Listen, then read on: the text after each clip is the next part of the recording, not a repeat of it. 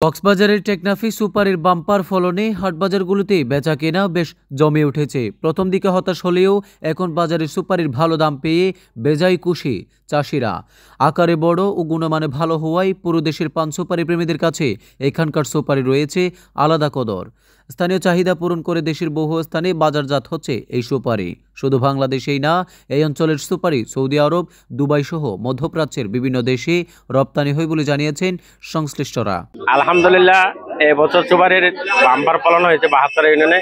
শুধু ৭২ নয়, টেকনাফ থেকে চুনাপাড়া পর্যন্ত এবছর সুপারির বাম্পার ফলন হয়েছে। আলহামদুলিল্লাহ, প্রচুর দামও আছে।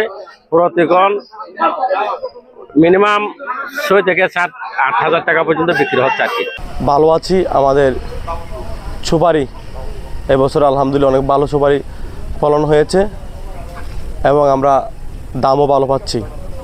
সেই সুবাদে আমরা আল্লাহর কাছে লাখ কোটি শুকরিয়া আদায় করি।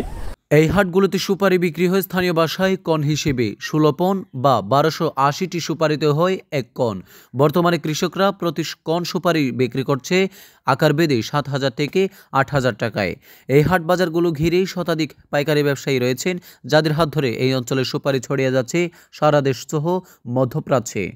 থেকে সুপারি কিনে বিভিন্ন জেলায় বিক্রি করি, সেখানে আমরা ভালো দামে বিক্রি করতে পারি এবং এলাকার সুপারি চাহিদা বেশি।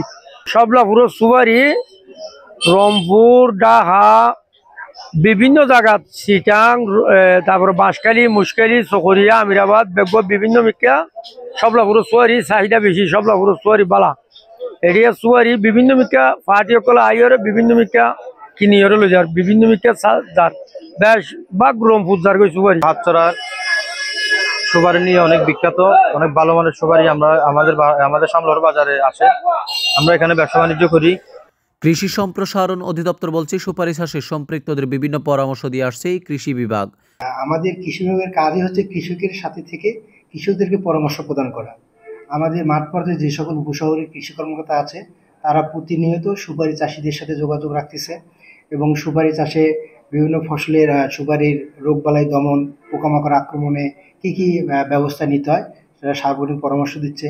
পাশাপাশি সুপারি সংগ্রহের পরে যে কী পরিমাণ সুপারি বাগানে সার দিতে হয় সেগুলো তাদেরকে পরামর্শ দেওয়া হচ্ছে এবং আমাদের পরামর্শের কারণেই দেখা যাচ্ছে যে আমাদের টেকনাফে সুপারির ফলন গতবারের চেয়ে এবছর বৃদ্ধি পেয়েছে।